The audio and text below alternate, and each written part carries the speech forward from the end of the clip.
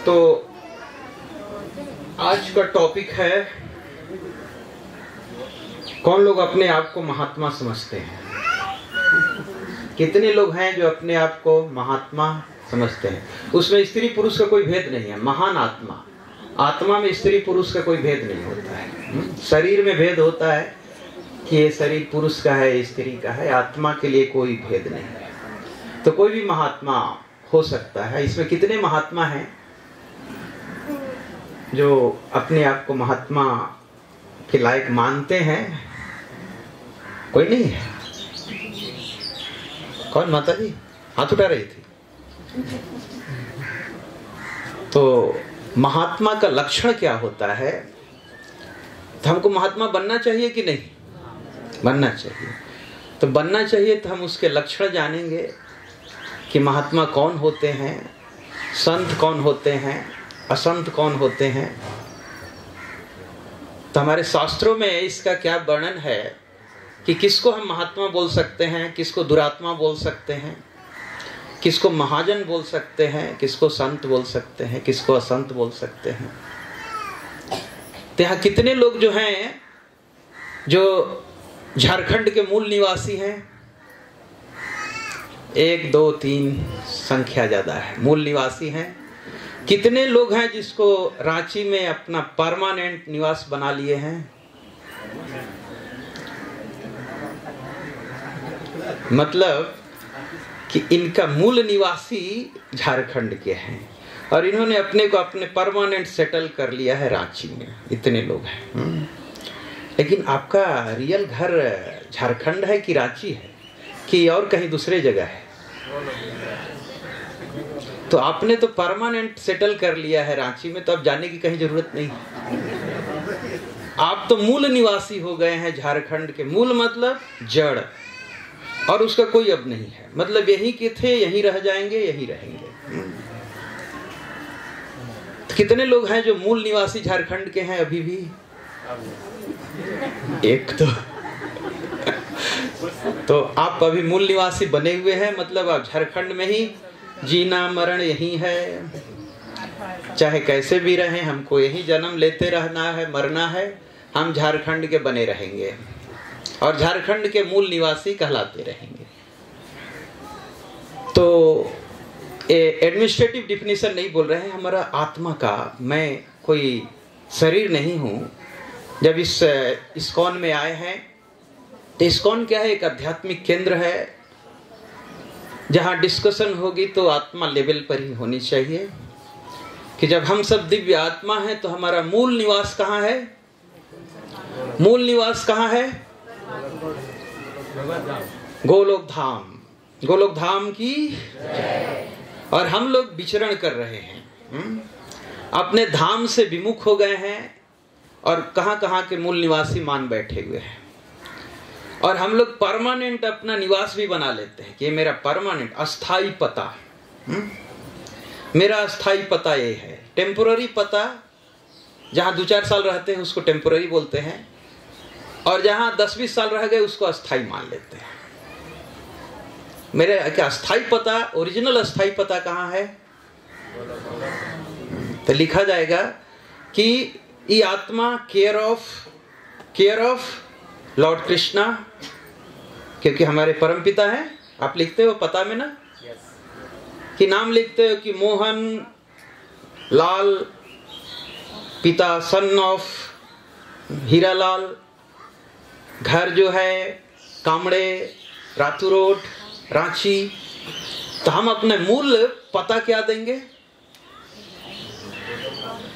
दिव्यात्मा, son of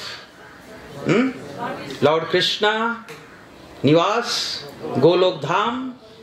और हम अभी विचरण कर रहे हैं, उस धाम को भूल गए। तो इसमें किस अध्याय में गीता का भगवान आत्मा के महात्मा को बताते हैं? कौन महात्मा है, उसका क्या गुण है? कोई गेस कर सकता है? 2-3 जगह महात्मा के आया है कि कौन महात्मा है। कौन सा अध्याय? कम से कम अध्याय मालूम है?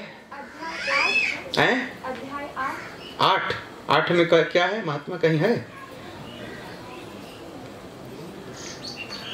तो मैं आता हूँ तो हमारे गीता में, रामायण में महात्मा का क्या डिफिनीशन बनाते हैं और हम उसमें कहाँ उतरते हैं।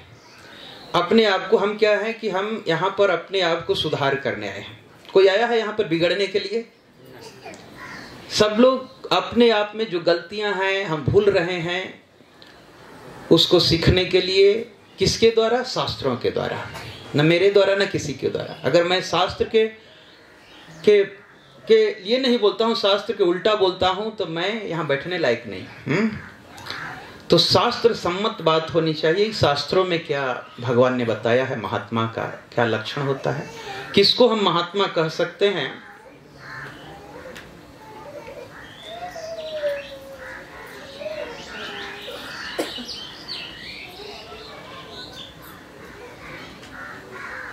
शेयर करना होगा क्या?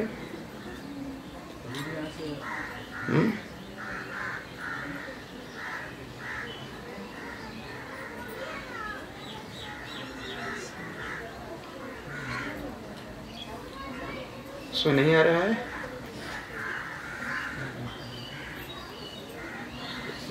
Share screen.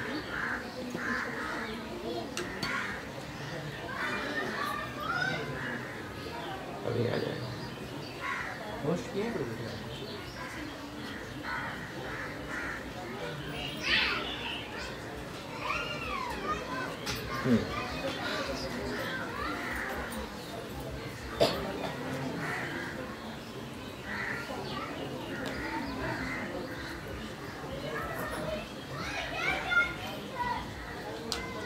हु इज महात्मा? कौन महान आत्मा है जिसको महात्मा बोल सकते हैं? तो महान आत्मा का लक्षण भगवान गीता में बताते हैं, महात्मनस्तु माम पार्थ दैवीं प्रकृतिम आश्रिताः भजन्ते अन्यन्य मनसो ज्ञात्वा भूतादिम अव्ययम्। तो महात्मा को बताते हैं, इसको रिपीट कर सकते, एक बार पढ़ लीजिए। श्लोक है 9 चैप्टर का 13वां श्लोक है। महात्मनस्तु माम पार्थ दैवीं प्रकृतिम आश्रिताः भजन्ते अन्यन्य मनसो ज्ञात्वा भूतादिम अव्ययम्। महात्मनस्तु माम पार्थ दैवीं प्रकृतिम आश्रिताः भजन्ते अन्यन्य मनसो ज्ञात्वा भूतादिम अव्ययम्। कोई पढ़ेगा इधर से? ये है क्या? माइक है? पढ़िए, एक माता जी तरफ से, एक प्रभु जी की तरफ से। जय श्री कृष्ण। हे पार्थ, नहीं, ये श्लोक पढ़िए तक। अच्छा। महात्मनस्तु माम पार्थ महात्मनस्तु माम पार्थ दैवीं प्रकृतिमाश्रिताः दैवीं प्रकृतिमाश्रिताः भजन्तन्यन्य मनुष्यो भजन्तन्यन्य मनसो ज्ञात्वा भूतादिम अव्ययम्। ज्ञात्वा भूतादिम अव्ययम्। हे पार्थ, मोह मुक्त महात्मा जन देवी प्रकृति के संरक्षण में रहते हैं। वे पूर्णतः भक्ति में निमग्न रहते हैं, क्योंकि वे मुझे आदि तथा अविनाशी भगवान के रूप में जानते हैं। ते भगवान बोल रहे हैं, अर्जुन को बताते हैं, हे पार्थ। पार्थ मतलब किसको बोलते हैं? पृथापुत्र पार्थ। जो महात्मा का पहला लक्षण क्या है कि मोह से मुक्त होते हैं, मोह में नहीं रहते हैं। और वो मोह में नहीं रहते हैं तो कैसे रहते हैं? किसके संरक्षण में रहते हैं? दैवी प्रकृति के संरक्षण में। दो तरह के संरक्षण है, एक भौतिक प्रकृति, एक दैवी प्रकृति। और बीच में हम क्या हैं? तटस्थ शक्ति है। हम इधर संरक्षण में रह सकते हैं, इधर संरक्षण में रह सकते हैं। डिपेंड करता है कि हम किधर संरक्षण में रहना चाहते हैं। तो महात्मा है, उनका इच्छा होती है कि हम भगवान के शरण में रहें, भक्तों की शरण में रहें, भक्तों की संगति में रहें, तो बोलते हैं कि वो दैवी प्रकृति के संरक्षण में रहते हैं। मतलब भगवान ने जैसा आदेश दिया है गीता भागवतम में, उसके अनुसार वो काम करते हैं। संरक्षण मतलब क्या होता है कि जो जिसके डायरेक्शन में वो काम कर रहा है, जो माया के डायरेक्शन में काम कर रहा है वो माया के संरक्षण में है, जो भगवान के डायरेक्शन में काम कर रहा है वो भगवान के दैवी प्रकृति के संरक्षण में है। तो वो संरक्षण में रहते हैं। और वो क्या करते हैं, संरक्षण में होकर क्या बैठ जाते हैं चुपचाप? नहीं, वे पूर्णतः बोलते हैं कि 100% भक्ति में लगे रहते हैं, भगवान की सेवा में लगे रहते हैं। ये महात्मा का लक्षण है। क्यों लगे रहते हैं? क्योंकि ऐसे नहीं कि अंधविश्वास के अनुसार लगे रहते हैं, वो ज्ञानी होते हैं। क्योंकि वो जानते हैं कि भगवान बोलते हैं कि वो मुझे जानते हैं कि मैं आदि तथा अविनाशी हूं, सब कुछ मेरे द्वारा ही हुआ है और मेरा कभी विनाश नहीं होता। सारा ब्रह्मांड का विनाश हो जाता है, सब मेरे में समाहित हो जाते हैं, लेकिन मेरा विनाश नहीं होता है। तो केवल एक ही बचते हैं, वो भगवान बचते हैं। तो इस तरह जानने के बाद वो मेरी संरक्षण में काम करने लगता है और पूर्णतः भक्ति में लग जाता है। तो उसको महान आत्मा बोल सकते हैं, महात्मा बोल सकते हैं। फिर भगवान बोलते हैं कि इतना आसान नहीं है कि इस माया के संरक्षण से बाहर जाना। भगवान खुद 7th चैप्टर में बोलते हैं कि दैवी ही ऐसा गुणमयी मम माया दुरतया मामेव प्रपद्यन्ते माया में तरन्ते थे। मम माया दुरतया, दुरतया मतलब इसको पार करना बहुत डिफिकल्ट है। लेकिन कौन कर सकता है? जो भगवान की शरण में चला जाता है, उसके लिए माया सपोर्ट करने लगती है कि अब ये तो भगवान का सेवक हो चुका है, अब इसको हम कष्ट नहीं देंगे। तो उसको आसानी से माया को पार कर लेता है। जो अपने बदौलत चाहता है कि मैं इस माया के चंगुल में नहीं रहूंगा, मैं अपना विधि विधान बनाऊंगा, मैं इस तरह से करूंगा, लेकिन वो हमेशा फंसते जाता है। बड़े बड़े ऋषि गिर चुके थे, विश्वामित्र जैसे ऋषि ध्यान में लगकर। और एक भक्त होता है, वो हर चीज को भगवान की सेवा में लगाने रखता है, इसलिए उसका कुछ होता ही नहीं है। सब कुछ भगवान का है, उसका शरीर भगवान का है, शरीर से रिलेटेड जो भी है सब भगवान का है। तो वो माया के अधीन नहीं हो पाता है, क्योंकि वो जानता है कि सब कुछ भगवान का है, भगवान की सेवा में मुझे लगाना है। लेकिन जो अपने बदौलत उछल कूद करता है, जैसे समुद्र भवसागर है, उसको पार करने के लिए हम कूद गए हैं भवसागर में, बड़ा तैराक समझकर, कितना भी बड़ा तैराक होगा कि समुद्र पार कर जाएगा, उसको डूबना निश्चित है। लेकिन जिसने संरक्षण ले लिया, समुद्र में कूद गया और मालूम है कि यहां पर मेरा कूदेंगे और वहां पर मेरा नाव तैयार रहेगा, मुझे डरने की कोई जरूरत नहीं है, वो मुझे नाव में बैठा लेगा, फिर जहाज पर बैठाकर मुझे पार कर देगा। तो वो उस भवसागर में आसानी से पार कर जाता है। तो इसलिए भगवान बोलते हैं कि वो महात्मा कैसा होता है, सुदुर्लभ होता है। ऐसा नहीं कि बहुत आसानी से हर कोई महात्मा हो जाता है, बोले सुदुर्लभ। दुर्लभ तो है, सुदुर्लभ अति दुर्लभ है। तो उसका क्या गुण होता है कि बहुनाम जन्मनाम अंते ज्ञानवान माम प्रपद्यते। कई एक जन्म, ऐसा नहीं कि आप लोग यहाँ आए हो तो अभी जस्ट शुरू किए और यहाँ पर भक्ति में आ गए। भक्ति में आना इतना आसान नहीं है। इसका मतलब कि मैंने कई एक जन्मों तक प्रयास किया है भगवान को समझने का, योग ध्यान करने का, बहुत कठोर तपस्या करने का विधि अपनाया है। और इस तरह से मैं करते करते लास्ट में जब ज्ञान हो जाता है कि सब कुछ भगवान ही है, भगवान की सेवा ही एकमात्र उपाय है, तो बोलते हैं वासुदेव सर्वमिति स महात्मा सुदुर्लभ। अनेक जन्म जन्मांतर के बाद जिसे सचमुच में ज्ञान होता है, ऐसे बोले ज्ञान है लेकिन वो सचमुच में ज्ञान नहीं है। जिसको सचमुच में ज्ञान हो जाता है वो क्या समझता है, वो सारे कारणों का कारण समझकर वो मेरी शरण में आ जाता है। और भगवान भी गीता में बोलते हैं कि सर्वधर्मान परित्यज्य माम एकम। वो नहीं बोलते हैं कि दूसरे इधर उधर, माम एकम, केवल मुझे, मेरी शरण में आओ। तो वो महात्मा बहुत दुर्लभ होता है, सुदुर्लभ है। तो महात्मा का मतलब क्या हो गया कि जो भगवान के संरक्षण में काम करता है, भगवान के आदेश के अनुसार काम करता है। भगवान हमको डायरेक्ट आदेश हमको नहीं समझ में आता है, तो जो भगवान के प्रतिनिधि हैं उनके द्वारा समझता है, गुरु के संरक्षण में जाता है। और गुरु क्या होता है? वो दूसरे गुरु से संरक्षण में है। इस तरह से वो परंपरा से बना हुआ है। और भगवान बोलते हैं एवं परंपरा प्राप्ति। तो भगवान ने इसमें पद्म पुराण में भी बोलते हैं परंपरा विहीन है तो मंत्र काम नहीं करता है।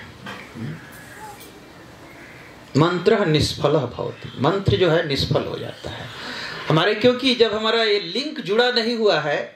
बड़ा आजकल लिंक का होता है, आप बैंक में जाते हो तुरंत बोलता है लिंक फेल है, आप वेट कीजिए। आपका पैसा के लिए वेट करना पड़ेगा, लिंक नहीं है।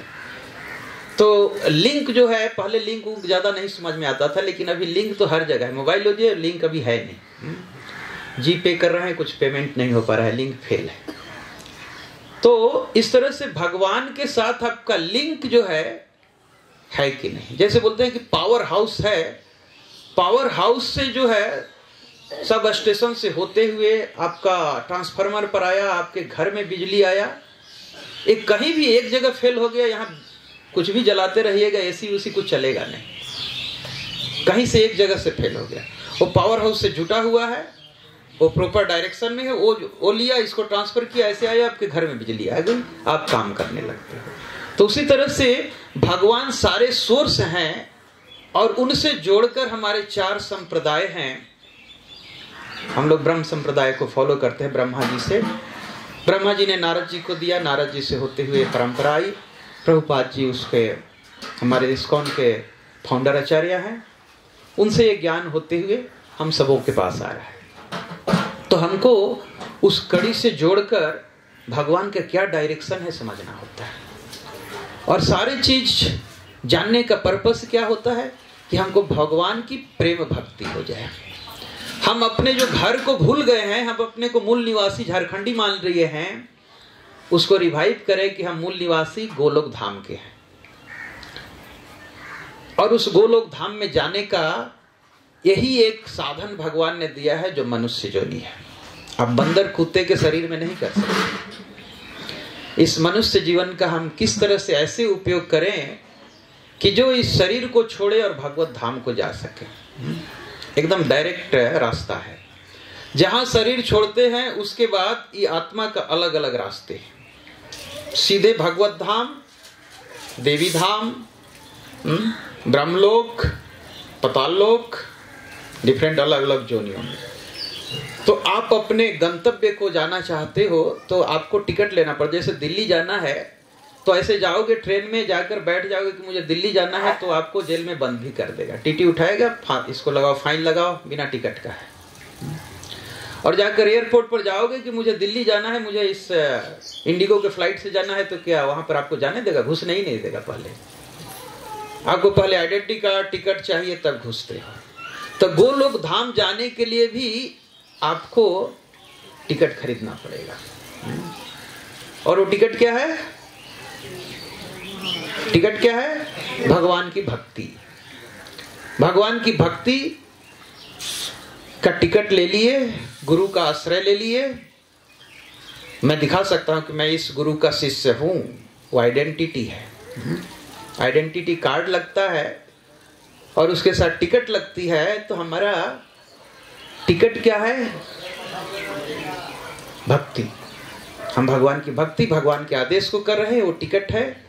लेकिन उस टिकट से भी हम नहीं जाएंगे कि पहले चेक होगा कि तुम सही संप्रदाय से जुड़ा है कि नहीं। तो वो हमारा संप्रदाय का टिकट होता है कि मैं इस गुरु का शिष्य हूं। वो किसके गुरु है? किसके गुरु है? वो कृष्ण से जुड़ा हुआ है कि नहीं। कृष्ण से जुड़ा हुआ है तभी हमको उस टिकट लेकर हम यात्रा कर सकते हैं, गोलोक धाम के जाने के सफर में होते हैं। तो महात्मा, और महात्मा करता क्या है? जिसको बोले कि महात्मा है तो सततम कीर्तयन्तो माम। ऐसा नहीं कि कल किया, आज नहीं किया, परसों किया, सुबह किया, शाम को नहीं किया, नहीं, बोलते हैं सततम कीर्तयन्तो माम। ये महात्मा मेरी महिमा का नित्य कीर्तन करते हुए, नित्य गुणगान करते हुए, भगवान के बारे में जानने की उसकी और इच्छा होती है, भगवान के नाम का जप करने में और उत्साह होता है, कीर्तन करने में झूमने लगता है। तो ये सततम कीर्तयन्तो माम यतन्तश्च दृढ़व्रता। और ऐसा नहीं कि उसका दृढ़ संकल्प है, वो संकल्प कोई हटा नहीं, दृढ़ मतलब जिसको टाल नहीं सकता है, कोई डिगा नहीं सकता है। वो दृढ़ संकल्प के साथ भगवान की भक्ति में लगा हुआ है और निरंतर भगवान की सेवा में लगे रहता है।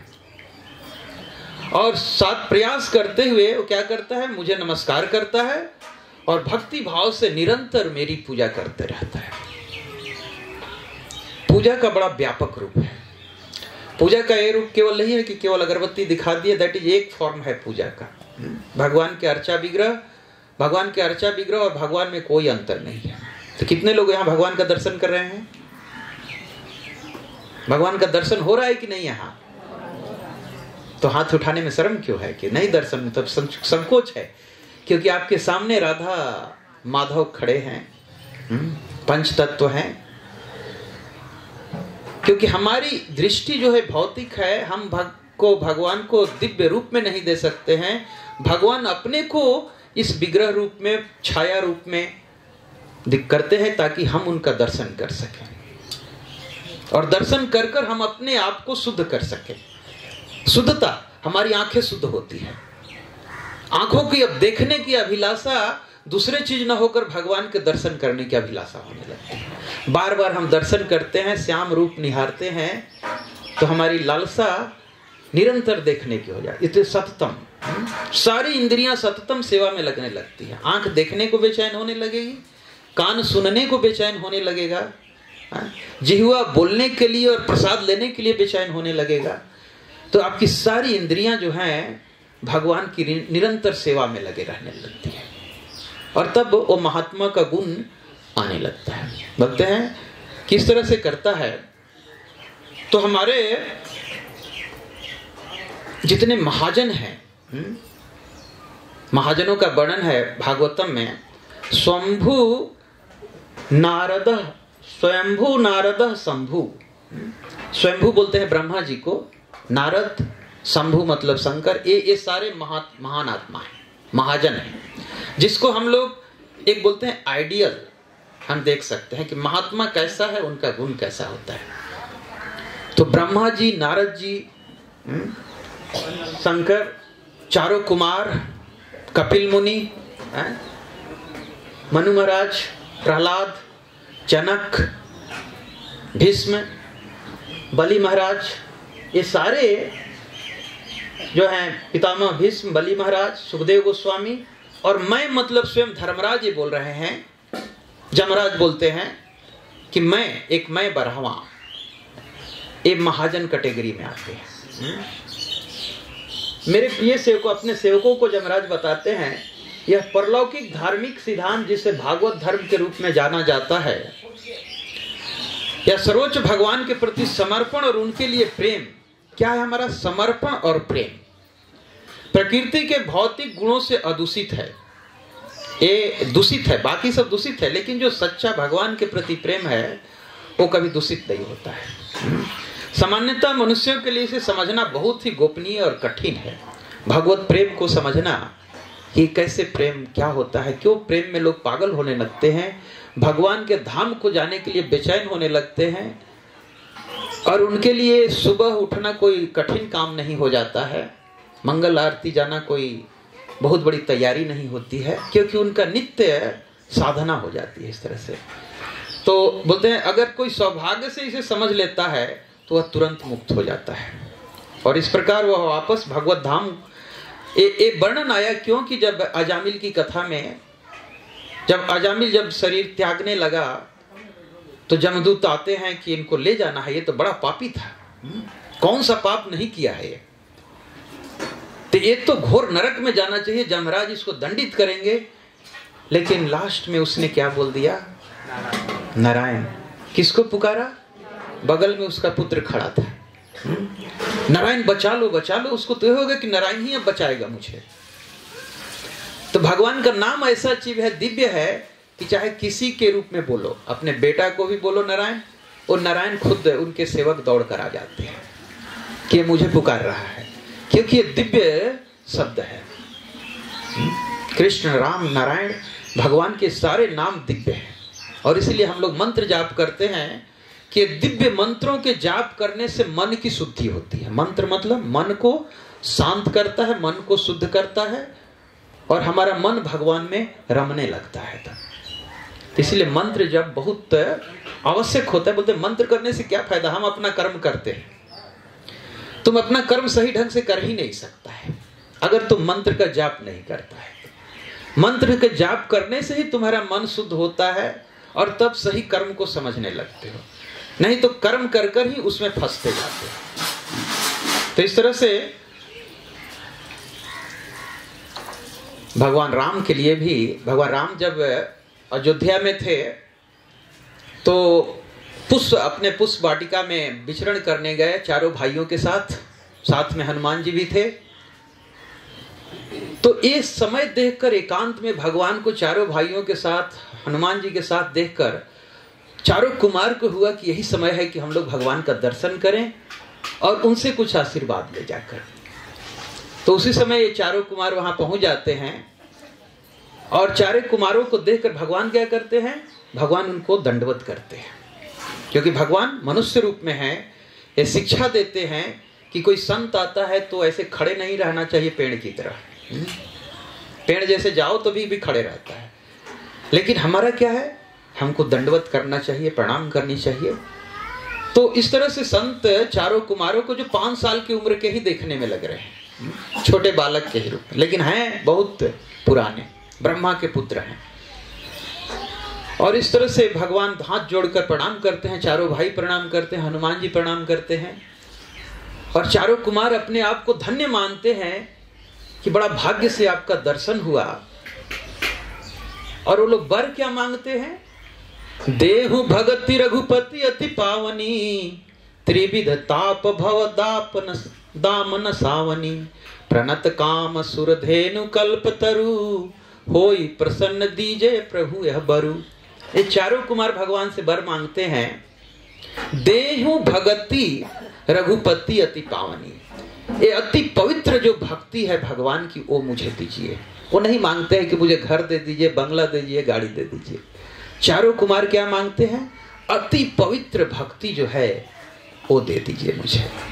जो क्या होगा इससे? त्रिविध ताप भव दाप नसावनी, जिसको करने से त्रिविध ताप है, दैहिक दैविक भौतिक जो ताप है इस भौतिक संसार में, वो नष्ट हो जाता है, नष्ट जाता है, नाश हो जाता है उसका।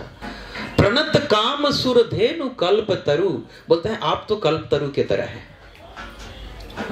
आप तो बड़ा दयावान हैं। सुरधेनु है, धेनु मतलब गाय, जो और सबकी इच्छाओं को पूरा करने वाले हैं। इसलिए अगर आप प्रसन्न हैं, हो ही प्रसन्न दीजिए प्रभु यह वर, केवल मुझे यही वर दे दीजिए। तो हमको भगवान के पास कुछ मांगना भी होता है तो क्या मांगनी चाहिए? प्रेम भक्ति दे दीजिए। केवल यही याचना करनी चाहिए कि प्रेम भक्ति दे दीजिए। और प्रेम भक्ति याचना करते हैं तो भगवान कहीं ना कहीं रास्ता दिखा देते हैं, कोई ना कोई सोर्स भेज देते हैं कि जो उसकी भक्ति के रास्ते पर ले जाने में हमारा सहयोग करने लगता है। तो इस तरह से जब चारों कुमार वहां से चले गए तो इस तरह से संतों को देखकर, चारों कुमारों को देखकर उनके तीनों भाइयों में ये होता है कि आखिर में संत और असंत में भेद क्या होता है? किसको हम संत माने, किसको संत नहीं माने, किसको महात्मा माने, किसको महात्मा नहीं माने। तो ये आपस में संकोच कर रहे हैं, लेकिन कोई भगवान से पूछ नहीं रहा है। तब हनुमान जी बोलते हैं, मैं थोड़ा ढिठाई कर रहा हूं, भरत जी आपसे कुछ पूछना चाहते हैं, लेकिन ये संकोच कर रहे हैं। तो पूछते हैं कि भरत जी फिर संकोच कर बोलते हैं कि मैं ढिठाई कर रहा हूं, मैं जानना चाहता हूं कि संत कौन होते हैं, उनका आचरण कैसा होता है, और असंत कौन होते हैं, दुरात्मा कौन होते हैं, उनका आचरण कैसा होता है। तो बड़ा रामायण में बड़ा क्लियरली बताया गया है इसको। बोलते हैं संत असंत नहीं कै असी करनी, जिमी कुठार चंदन आचरणी। काटे परसु मलय सुनु भाई, निज गुण देह सुगंध बसाई। यहां उपमा देते हैं, एक चंदन के वृक्ष है, उसको टांगी काटता है, पेड़ काटता है, को टांगी काटता है उसको, लेकिन उस टांगी को काटने से भी टांगी में भी सुगंध आ जाता है। उसको काट रहा है लेकिन पेड़ क्या दे रहा है, उसको सुगंध दे रहा है। और वो जो चंदन है अपने सद्गुण के कारण उसको घिसकर देवताओं के शरीर पर, ललाट पर लगाया जाता है। और उस टांगी को क्या करते हैं, वो थोड़ा भोथर हो जाता है तो क्या किया जाता है, उसको आग में तपाया जाता है और हथौड़े से पीटा जाता है। तो दुर्जन की यही गति होती है कि लास्ट में उनको इतनी पिटाई होती है, नरक लोक में भोगना पड़ता है।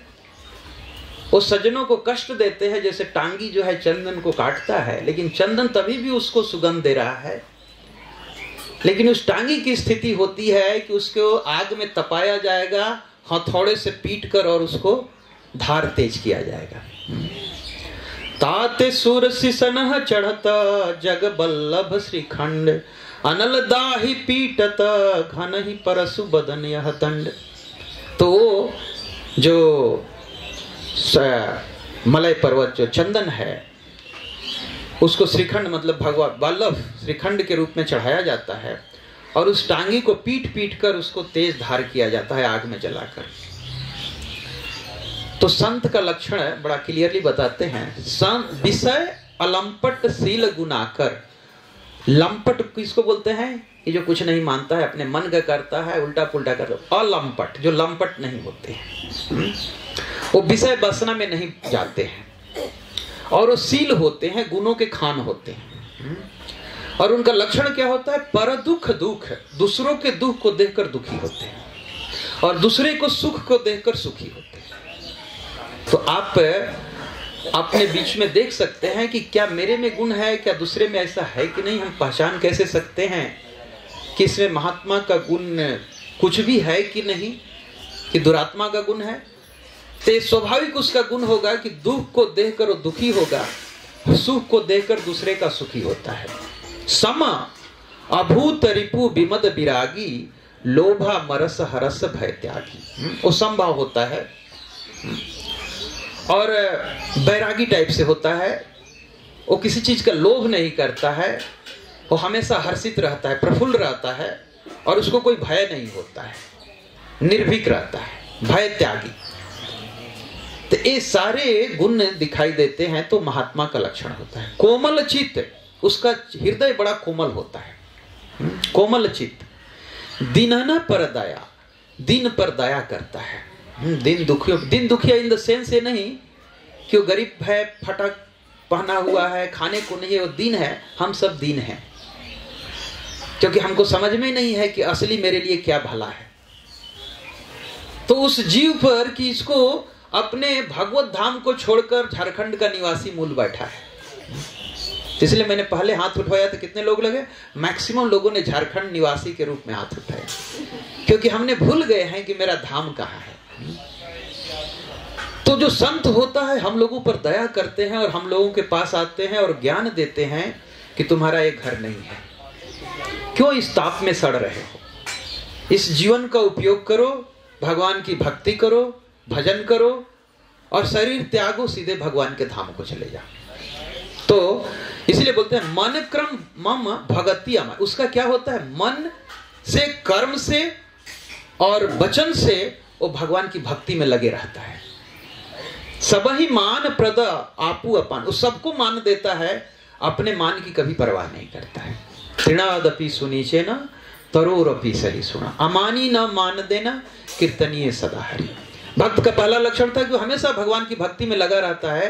वो कब लगा रह सकता है, जो अपने मान की परवाह नहीं करता है, दूसरों को हमेशा मान देने में लगा रहता है। तो यहाँ भी भगवान बोलते हैं, ये भगवान भरत जी को बता रहे हैं या हनुमान जी भी हैं, बोलते हैं सब ही मान प्रद आपू अमानी, अपने अपमान होता है कोई परवाह नहीं करता है। भरत प्राण सम ममते प्राणी, और ऐसा जो व्यक्ति होगा वो मेरे प्राण के जैसा प्यारा होता है। तो हम केवल जप कर रहे हैं, प्रसाद ले रहे हैं, लेकिन हमारे में गुण डेवलप नहीं हो रहे हैं, तो कहीं ना कहीं हम अपराध करते हैं, वैष्णव अपराध करते हैं कि जिससे हमारे ये गुण डेवलप नहीं होते हैं। तो विगत काम मम नाम परायण, और नाम में परायण होता है, मेरे नाम का नित्य जाप करते रहता है, महामंत्र का जप करते रहता है, वो परायण हो जाता है इसमें। शांति विरति विनति मुदितायन, वो शांत होता है, विनम्र होता है, और हमेशा मुदित मतलब प्रसन्न रहता है। प्रसन्नता का वो घर है, हमेशा प्रसन्न रहता है, शीतल है, सरल है, और द्विज पद प्रीति धर्म जने, वो ब्राह्मणों को आदर करता है। ब्राह्मण कौन होते हैं? बोलते हैं धर्म जनयंत्री, जो धर्म का ज्ञान देते हैं वो ब्राह्मण है। यहाँ ये भी बोलते हैं द्विज पद प्रीति धर्म जनयत्री, जो धर्म को जानता है, धर्म के बारे में बताता है, वैसे ब्राह्मणों को वो रिस्पेक्ट करता है, आदर करता है। ये सब लक्षण बसहु जासी उर, बोलते ये जितने ऊपर लक्षण बताए गए हैं, जिसके हृदय में बसते हैं, जाने हूं तात संत संतत पूरा, उसको संत मान लेना चाहिए। सम दम का मतलब क्या होता है? सम मतलब होता है कि अपने मन को कंट्रोल किए हुए है। दम मतलब अपने इंद्रियों को उसको बस में है। सम दम, नियम नीति नहीं डोलही, वो नियम को फॉलो करता है, उसे डोलता नहीं है कि भगवान ने आदेश दिया है, ऐसा नियम है कि मुझे मंगल आरती, गुरु का आदेश है, मुझे मंगल आरती करना है, 16 माला जप करना है, 4 नियम को फॉलो करना है, तो इसको अडिग होकर फॉलो करता है। बोलते हैं नियम नीति नहीं डोलही, उसे डोलता नहीं है वो। परुष वचन कबहू नहीं बोले, परुष मतलब उदंड, उग्र वचन, दुष्टता का वचन वो कभी नहीं बोलता है, जिससे किसी को ठेस लगे उसके वाणी से, वैसा वचन नहीं बोलता। निंदा स्तुति उभय समा, ममता मम पद कंज, ते सज्जन मम प्राण प्रिय, गुण मंदिर सुख पुंज। और निंदा स्तुति में समभाव रहता है, उसके चाहे कोई स्तुति करे या निंदा करे, उसे विचलित नहीं होता है, सम रहता है। ममता मम पद कंज, वो मेरे चरणों में ममता है, मेरी सेवा, चरण में सेवा में लगाए रहता है। ते सज्जन, बोलते हैं ते सज्जन मम प्राण प्रिय, वैसे सज्जन मेरे प्राण के प्रिय होते हैं। गुण मंदिर सुख पुंज, वो गुणों का मंदिर हो जाता है, हमेशा सुखी रहता है। तो सुखी होने का उपाय क्या है? कि हमको ये महात्मा का गुण डेवलप करना होगा। तो ये दुरात्मा का गुण क्या होता है, हम जाने कि दुरात्मा कैसे होते हैं। सनहु असंत न केर सुभाऊ, भूल ही संगति करे नहीं पाऊ। तो ऐसा भूल कर भी वैसे असंतों की संगति नहीं करनी चाहिए। तिन्हें कर संग सदा दुखदाई, अगर उनकी संगति करते हैं आप तो सदा दुखी रहेंगे। इसलिए बोलते हैं एसोसिएशन। प्रभुपाद जी ने बोला सबसे बड़ा भक्ति का क्या है? एसोसिएशन आपका सही है कि नहीं, संगति सही है कि नहीं। संगत से गुण होते हैं, संगत से गुण जाते। तो बड़ा जोर देकर बोलते हैं कि कभी भूल कर भी हमको ऐसे लोगों की संगति नहीं करनी चाहिए जो इस सांसारिक परमानेंट यहां घर बनाकर बैठे हुए हैं, जिसको ये मालूम है कि मैं टेम्पोररी जगह पर आया हूं, मुझे यहाँ के जितने साधन है भगवान की सेवा में लगाना है और भगवान के प्रति प्रेम जागृत कर लेना है। सोते जागते मुझे भगवान ही याद आते रहें, तो वैसे की संगति करना है, न कि जो इस संसारिक मोह माया में फंसा हुआ है। बोलते हैं जिमी कल्पही घालही हरहाई, ये बड़ा आप देखें, हरहाई बोलते होते हैं हरहा गाय, जो देहात से होंगे मालूम होगा कि हरही गाय मतलब बहुत उछल कूद, बांधना उसको मुश्किल होता है, दुहना मुश्किल होता है। बोलते हैं अगर उसकी संगति एक अच्छी सीधी गाय, दूध देने वाली गाय कर लेती है, वो भी हरहाई हो जाती है, उसका भी लक्षण वही हो जाता है। गांव में हम लोग देखते थे, इसके साथ इसको मत रहने दें, ये अभी बहुत सीधी आई है, दूसरे जगह से आई है, इसके बगल में जो बांध देते हैं ये भी उसी लक्षण की हो जाती है। हम लोग ग्वाला के यहाँ दूध लाने जाते हैं, ये बहुत मारती है, उसके बगल में बांध देने से भी मारने लगी है। पहले तो बड़ा सीधा आई थी। तो प्रैक्टिकली आप देखते हो कि वो लक्षण डेवलप हो जाता है। तिनह कर संग सदा दुखदाई, जिमी कल्पही घालही हरहाई, खलन हृदय अति ताप विशेषी, जरही सदा पर संपत्ति। उसका गुण कैसा होता है? जो दुरात्मा होते हैं दूसरे की संपत्ति देखकर जलते हैं। इसको कैसे हो गया, और ज्यादा अपने पड़ोसी से, अपने रिश्तेदारों से जो जितने नजदीकी होता है उसे और ज्यादा जलते हैं। कहीं दूसरे का हो जाए तो कोई ठीक है, कोई बात नहीं, लेकिन अपने भाई संबंधियों के पास थोड़ा धन हो जाता है तो ईर्ष्या द्वेष उनको होने लगते। बोलते हैं वो खल का निशानी है। खलनहा हृदय अति ताप विशेषी, वो अपने उनका हृदय जलने लगता है दूसरे का देख कर कि उसके संपत्ति को देखकर। जहां कहूं निंदा सुनहि पराई, और जब उस किसी का निंदा सुन लेते हैं तो बड़ा उनका मन जैसे प्रफुल्लित हो जाता है। निंदा सुनकर बड़ा प्रफुल्लित होता है। हरस ही मनहु परिनिधि पाई, लगता है कि उनको खजाना मिल गया हो। अगर आप किसी पड़ोसी का कोई निंदा कर रहा है, जिससे आपको लगता है कि थोड़ा दुश्मनी हो गया, उसका कोई निंदा करता है, अब आपको खजाना मिल गया है। काम क्रोध मद लोभ परायण, उनमें हमेशा काम क्रोध लोभ भरा रहता है। निर्दय, वो निर्दयी होते हैं, कपटी होते हैं, कुटिल होते हैं, और मलायन मलिन चित्त वाले होते हैं। बैरु अकारण सब काहू सो, वो बिना कारण ही किसी से बैर कर लेते हैं, कोई कारण भी नहीं है झगड़ पड़ते, बिना कारण बैर ठान लेते हैं। तो जो कर हित अनहित ताहू सो, जो उसका हित करता है उसका भी अनहित कर देते हैं। ये दुष्ट प्रवृत्ति का लक्षण है। जो आपका हित कर रहा है उसका भी हम अहित कर देते हैं। और बोलते हैं झूठ ही लेना झूठ ही देना, केवल उनका झूठ बोलना ही काम रहता है। झूठ ही लेना झूठ ही देना मतलब अपने हर काम में वो किसी से कुछ लेना भी होता है तो झूठ लेकर ले लेते हैं, कुछ देना भी होगा तो झूठ बोलकर कुछ गलत चीज भी दे देते हैं। जैसे आप बाजार में जाओ खरीदने, मान ले सब्जी वाला से खरीद रहे हो, अगर सज्जन है तो आपको चुन चुन कर सब्जी दे देगा, नीचे से सड़ा उड़ा उठा कर दे देगा। बहुत अच्छा दे रहे हैं, बहुत अच्छा, आप वहीं रहिए, आप गाड़ी में ही बैठे रहिए, मैं दे दे रहा। लेकिन जो भद्र होगा वो आपको अच्छा अच्छा चुन कर देगा, क्योंकि पैसा दे रहे हैं तो हम देते हैं। तो बोलते हैं झूठ ही लेना झूठ ही देना, झूठ ही भोजन झूठ चबेना, उसका खाना भी झूठ है और नाश्ता भी झूठ है, मतलब हर समय झूठ का ही वो सहारा लिए रहता है। और क्या होता है, लगता है कि ये तो बड़ा मधुर वचन बोल रहा है, लेकिन वो है कैसा, मोर की तरह है। मोर का वाणी तो बोल रहा है लेकिन अंदर से वो सांप को भी खा जाता है।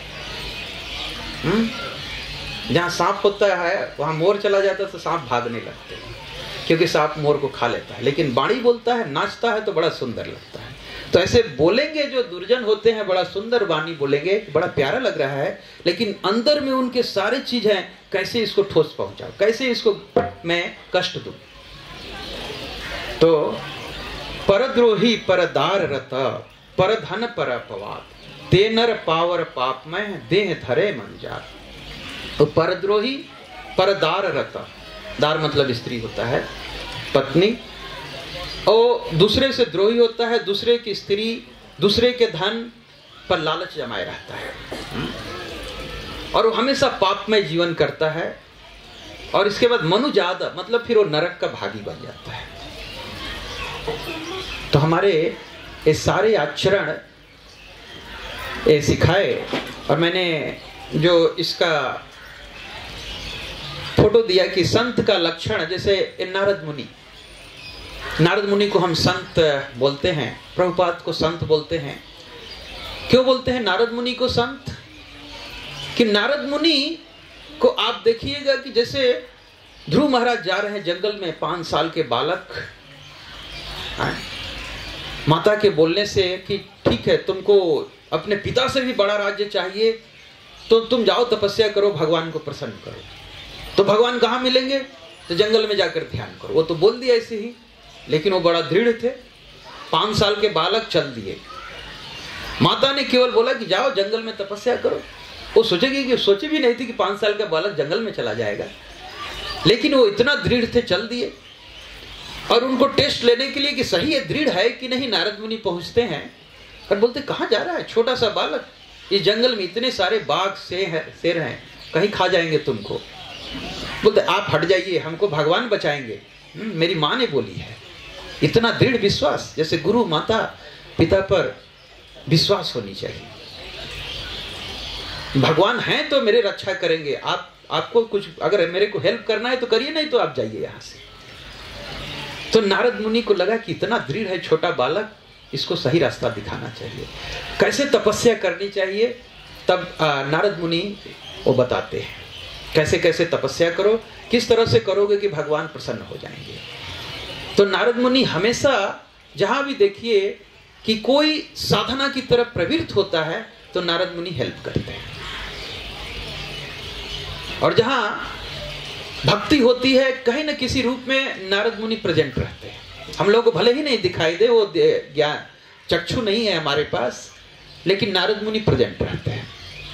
अगर सही भक्ति हो रही है, भगवान के रास्ते को हम लोग फॉलो कर रहे हैं, गीता के आदेश को फॉलो कर रहे हैं, तो प्रसन्न रहते हैं। तो ये महान आत्मा कैसे बन गए,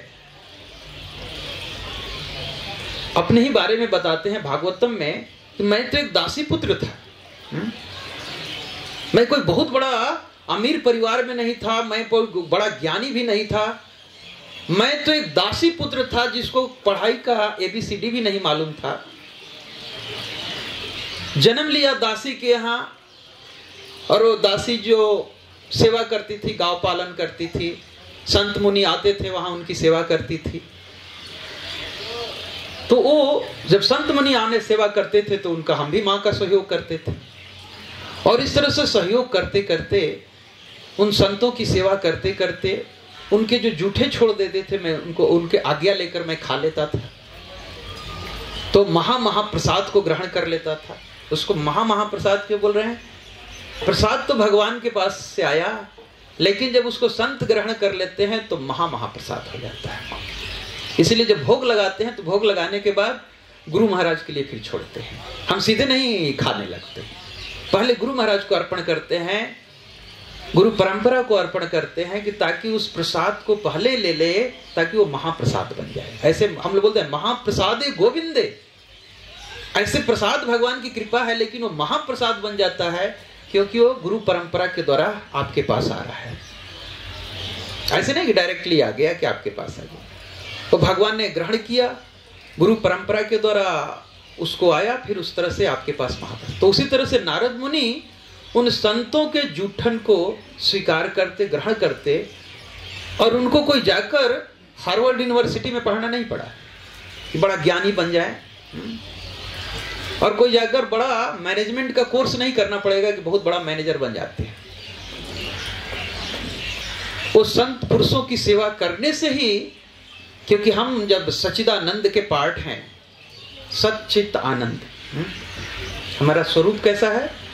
सच्चित आनंद। सत मतलब हमेशा, कभी हमारा विनाश नहीं होने वाला है। चित मतलब ज्ञान के हम भंडार हैं, ज्ञान कहीं दूसरी जगह से नहीं आ सकता है। हम लोग जो भी स्कूल कॉलेजों में पढ़ते हैं वो क्या ज्ञान है? वो क्या ज्ञान है? वो ज्ञान हो सकता है कुछ द सेंस कि हमको रोजी रोटी का साधन दिला देता है, लेकिन वो विज्ञान नहीं हो सकता है। जिसको विज्ञान बोलते हैं वो विज्ञान है ही नहीं। बेसिकली विज्ञान होता है कि उस ज्ञान को हम यूज कर कर हम भगवत धाम को प्राप्ति कर लें। तो जिस ज्ञान को हम यूज कर कर भगवत धाम को प्राप्ति कर लेंगे, उसी को हम विज्ञान बोल सकते हैं। तो वो विज्ञान नारद मुनि को प्राप्त हुआ उस संतों के आशीर्वाद से, संतों के जूठन स्वीकार करने से भी। तो और उसके बाद उनको जब फिर कृपा कैसे होती है, जब संत पुरुष चतुर्मास बिताकर जब चले गए, तो उनकी माँ एक रात को गाय दोहन के लिए निकलती है। सुबह सुबह एकदम, हम लोग भी जब बचपन में देखते थे, गाय को लोग दूहता था, एकदम ब्रह्म मुहूर्त से पहले दूह लेता था, खाना खिलाकर दूह लेता था। कितनी साधना पक्की होती थी हमारे पूर्वजों की भी। अभी तो हम तो सूर्योदय होता है, सूर्यदेव हमको जगाने आते हैं, उठो उठो महान आत्मा, मैं आ गया हूं तुमको जगाने, तुम चलो अब। लेकिन सबसे पहले लोग उठकर पशु पक्षियों सेवा कर कर नहा धोआ कर रेडी हो जाते थे, सूर्य उदय होते थे उनको नमस्कार करते थे, भगवान की सेवा में लगते थे। तो ये नारद मुनि जब चले गए तो उनकी माँ गोदोहन के लिए, रात्रि अभी अंधेरा ही था, 3-4 बज रहा होगा रात, उसी समय गाय दूहने जाती है और उसी समय उनको सर्प डस लेता है। तो दूसरे को सामाजिक दृष्टि से लगेगा ये तो बड़ा अभागा बालक हो गया है, इसके तो बाप है ही नहीं, पिता भी छीन गए, अनाथ हो गया, बेचारा हो गया। बड़ा कठोर में बोलते हैं बेचारा। बेचारा कौन है ये नहीं मालूम है, बेचारा हम है कि बेचारा वो है। हम कभी कभी बोलते हैं बड़ा एक कर बेचारा ऐसे हो गया, अनाथ हो गया। ये नहीं मालूम कि उस पर कैसे भगवान की कृपा हुई है।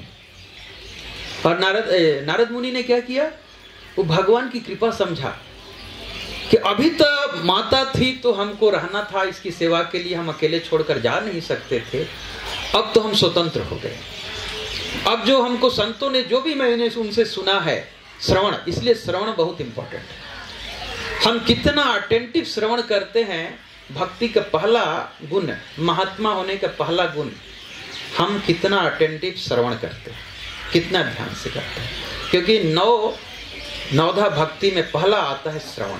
श्रवण बहुत इंपॉर्टेंट है, क्योंकि हम भगवान के बारे में, भगवान की साइंस को समझने में कितना हम फोकस करते हैं माइंड को, और कितना इसको हृदय में आत्मसात करते हैं, तो हमारी भक्ति उतनी ही दृढ़ होती है। तो नारद मुनि ने जो भी ऋषियों से सुना था कि कैसे भगवान की प्राप्ति हो सकती है, और वो चल देते हैं। इसके संतों के मैंने एक गुण बताया था कि वो निर्भय होता है, वो चल देते हैं। छोटे बालक जैसे प्रहलाद महाराज, ध्रुव महाराज निकल गए, उसी तरह से भी नारद मुनि भी निकल जाते हैं, दासी पुत्र, और निकलकर चले जाते हैं। और इस तरह से कहीं पानी मिल जाता है पी लेते हैं, कहीं कुछ खाना मिल जाता है खा लेते हैं, और इस तरह से जाकर एक बरगद के पेड़ के नीचे बैठकर ध्यान करने लगते हैं कि भगवान परमात्मा रूप में सबके हृदय में, सुने थे संतों से कि परमात्मा रूप में हृदय में भगवान विद्यमान है, तो उनका मैं दर्शन करता हूं। और बड़ा ध्यान लगाकर दर्शन करने लगे तो भगवान का एक झलक मिला उनको, और झलक मिलते ही वो प्रफुल्लित हो गए और सोचे कि और मैं और अच्छा से उनका दर्शन करता हूं।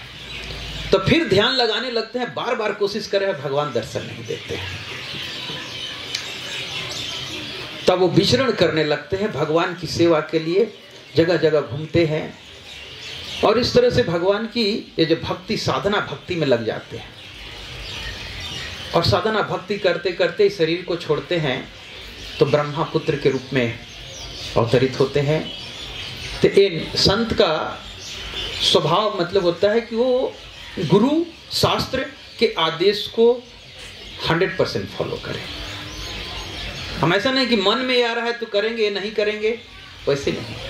जैसे कोई बालक है, अगर किसी को बोल रहा है कि उसको चाहे IAS का तैयारी करने हो, चाहे मेडिकल का करना हो, चाहे इंजीनियरिंग का करना हो, अगर उस बालक को प्रैक्टिकली अगर उसका मन नहीं भी लगता है, आप उसको जबरदस्ती भी बैठाने लगते हो, पढ़ाने लगते हो, पहले एकदम इधर उधर मन बहकेगा, फिर उसको धीरे धीरे समझ में आने लगता है कि नहीं मुझे ये बनना है।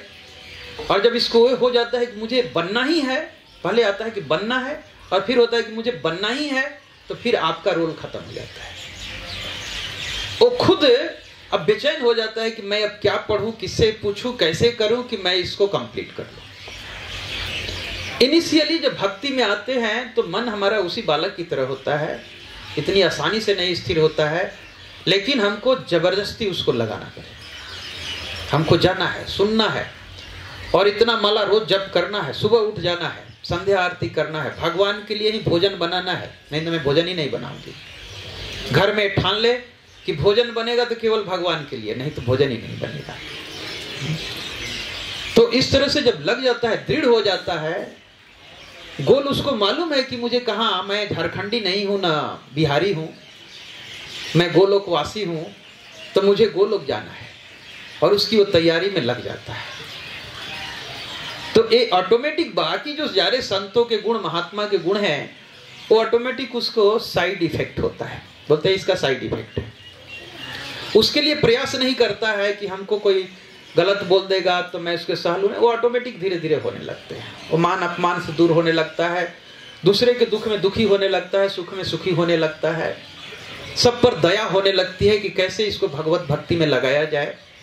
सबसे बड़ी सेवा किसी को भगवान की भक्ति में लगा दे, इस तरह से उस तरफ वो आगे बढ़ने लगता है। और असंतों का दिखाते हैं कि जो 4 जो प्रभुपाद जी ने नियम बनाया, नो मीट ईटिंग। पहला चीज, हम किसी जीव का भोजन कर कर अपने शरीर को श्मशान घाट बनाएंगे तो हम भक्ति कैसे करेंगे। तो भक्ति के लिए अपने आप को शुद्धता जरूरी है, बाहर से और अंदर से शुद्ध। हमारे इसमें जो भी इनपुट जाए इस शरीर में वो शुद्ध हो, चाहे वो वाणी से हो, चाहे वो कानों से हो, आंखों से हो, चाहे जीवा से हो, मुंह से हो, वो शुद्ध होनी चाहिए। तो जब हम अशुद्ध चीज को ग्रहण करेंगे तो भक्ति तो दूर की बात है, वो दुरात्मा होने लगता है, उसके सारे अवगुण डेवलप होने लगते हैं। तो ये जो जितने अवगुण हैं उसको सारे उसमें आने लगते हैं। तो हमको क्या करना चाहिए? हरे कृष्णा कृष्णा कृष्णा हरे हरे, हरे राम राम राम हरे हरे। ये महामंत्र, इसको महामंत्र बोलते हैं, मंत्रों में महामंत्र। जैसे महान आत्मा बोले तो आत्मा में महान, उसी तरह से मंत्रों में महान महामंत्र को हमको नित्य जप करना चाहिए। और मंत्र जप करने से, जप करने के लिए हमको अपराध से बचना चाहिए। हम जप करें तो इस तरह से करें कि हम कर्म योग में हैं, ध्यान योग में हैं, ज्ञान योग में हैं, भक्ति योग में हैं। जब जप कर रहे हैं तो सारे में हैं। जैसे मुंह चला रहे हैं तो हम कर्म कर रहे हैं, भगवान का नाम ले रहे हैं, और मैं ज्ञान के साथ नाम जप कर रहा हूं क्योंकि ये दिव्य मंत्र है। जग में सुंदर दो है नाम, चाहे कृष्ण कहो या राम। तो इसमें हरे कृष्ण कृष्ण कृष्ण हरे हरे, हरे राम राम राम हरे हरे। और सबकी शक्ति जो है, हरे मतलब राधा रानी, हर वर्ड के साथ जुड़े हुए हैं। तो जब 16 बार आ रहा है तो आप देखेंगे कि कम से कम 6 बार जो है हरे हरे आ रहा है, 2 8 बार, 8 बार कृष्ण, 4 बार कृष्ण, 4 बार राम, और 8 बार हरे। राधा की शक्ति कितनी पावरफुल है कि बिना राधा की प्रेरणा से हमको भगवान प्रसन्न नहीं हो सकते। राधा रानी की कृपा प्राप्त करने के लिए कैसे प्रसन्न होती है? कोई माँ अपने बच्चे से कैसे प्रसन्न होती है? उसकी क्या ज्यादा क्वालिफिकेशन से प्रसन्न होती है? उदंडता दिखाएगा तो प्रसन्न होगी? बड़ा सरल होगा, विनम्र होगा, दयालु होगा, केयरिंग होगा, तो माता प्रसन्न होती है। और हमारी माता राधा रानी को जब प्रसन्न करना है तो ये गुण जब से नहीं होंगे तो हम कितना भी बड़ा वेदों का ज्ञाता हो जाएं, सारे विद्वान बन जाएं, कथावाचक बन जाएं, लेकिन वो कभी भी प्रसन्न नहीं हो सकते। तो हमारे में ये सारे जब से गुण डेवलप नहीं होते हैं, और हमको मंत्र जाप करने का एक ही पर्पस है, आप जप करते हो तो इस विनम्र भाव से रिक्वेस्ट करते हो राधा रानी से कि राधा रानी हमको आप सेवा में लगाइए, सेवा में लगाइए, सेवा का मौका दीजिए।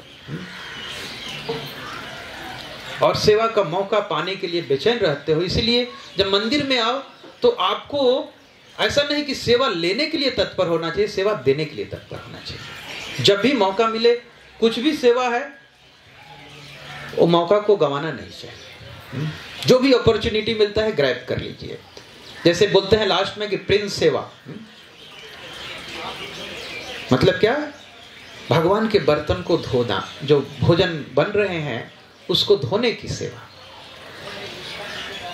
तो इसमें बड़ा और छोटा की भाव नहीं होती है, ये भगवान का जो भोजन बन रहा है, इससे भोग की वस्तु बन रहा है, उसको सुंदर ढंग से साफ करना, और उसको बर्तन धोते समय भी मेरा मन ये लगे कि इसमें राधा रानी और कृष्ण का भोजन बना था, कितना सुंदर पात्र है ये, और मेरे हाथ में आया है, आज मौका मिला है, इसको इतना चमका दूं कि प्रभु जी लोग खुश हो जाएं।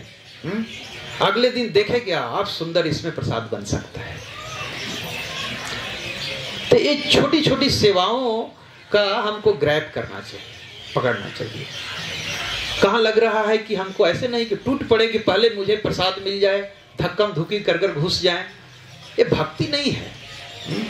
हम कोई भेड़ बकरी नहीं है, भेड़ बकरी झुंड ऐसे करते हैं। आपको होना चाहिए कि आपको प्रसाद कल जरूरी है, पहले आप ले लीजिए, मैं बाद में ले लेता हूं। और भगवान दूर से बैठे हुए आपको नजर आ जाते हैं, देख लेते हैं, ये कितना अच्छा भक्त है, पहले सबको अपॉर्चुनिटी दे रहा है, वो बाद में अपने लेता है।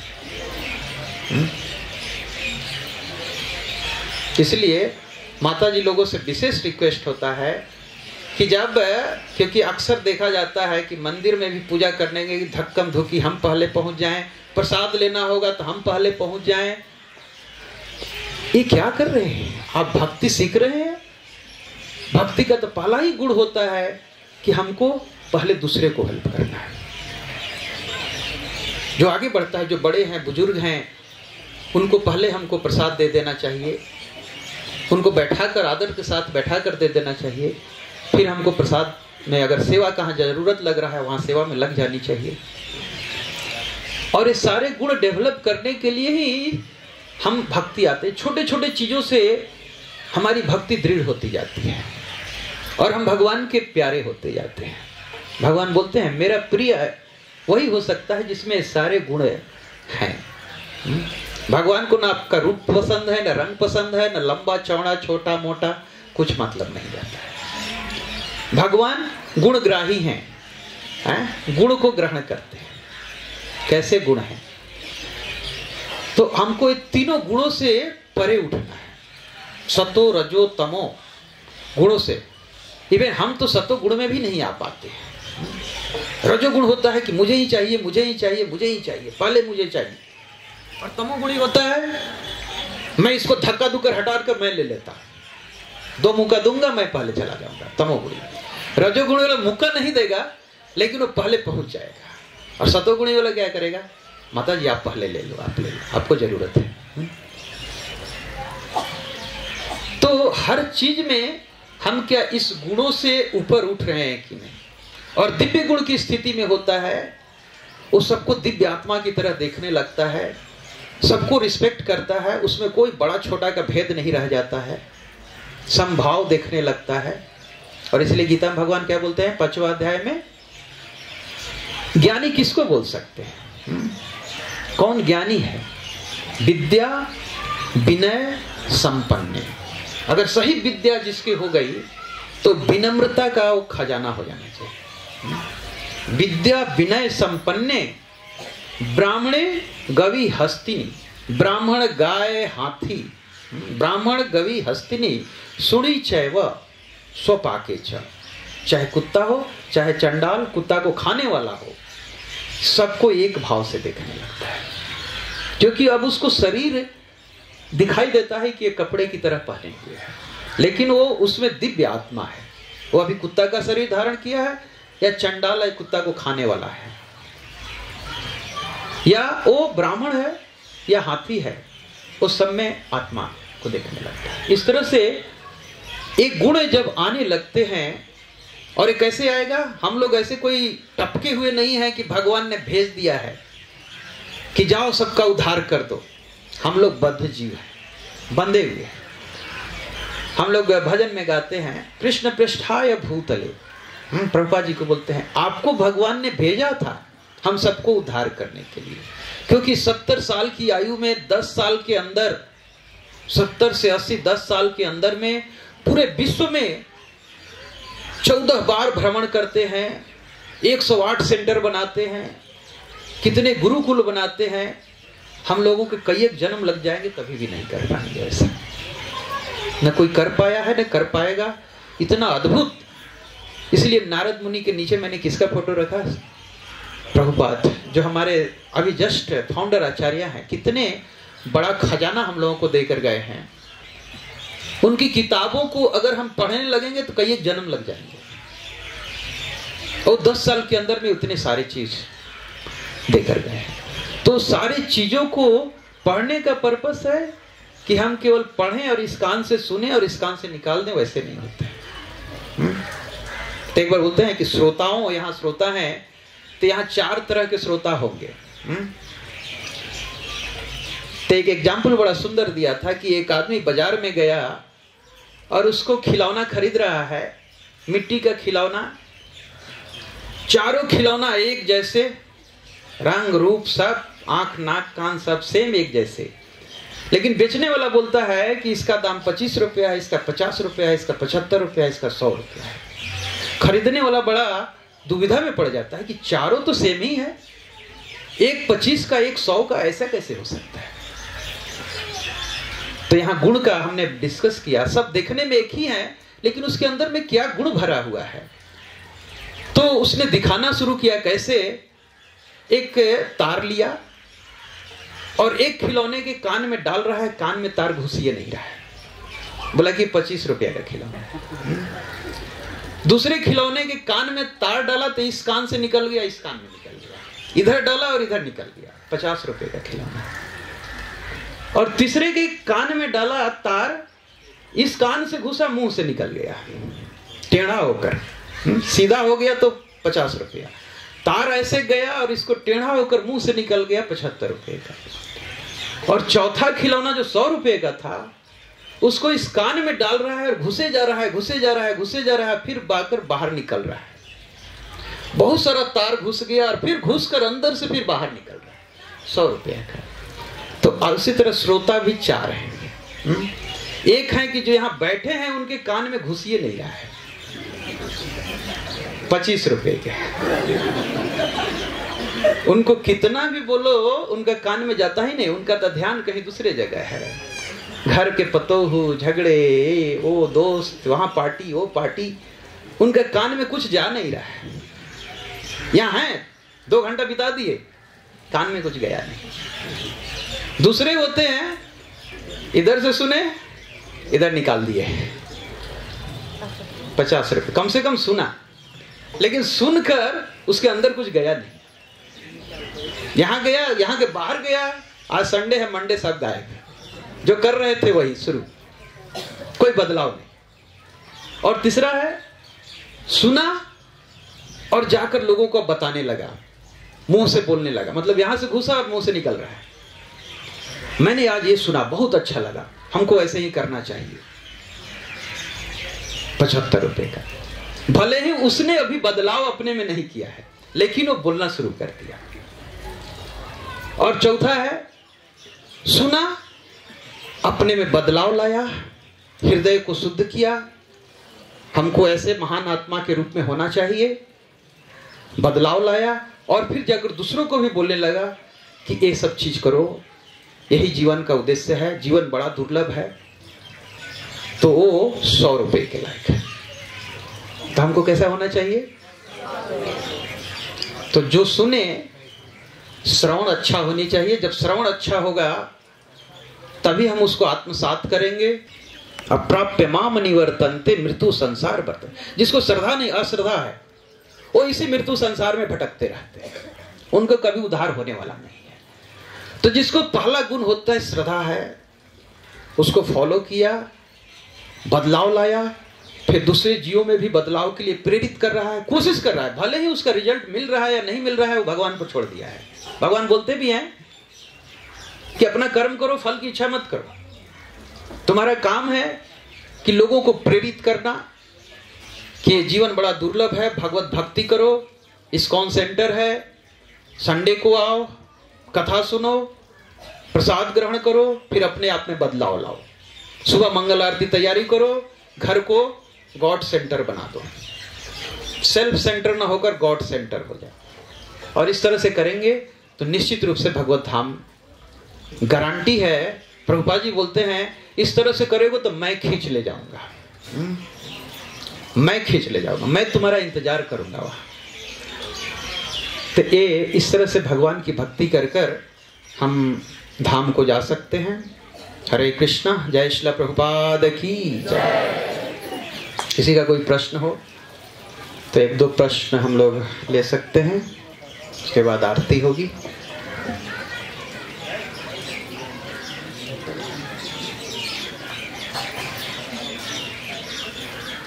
बड़ा सरल चीज़ था, इसलिए सबको लगता है समझ में आ गया है।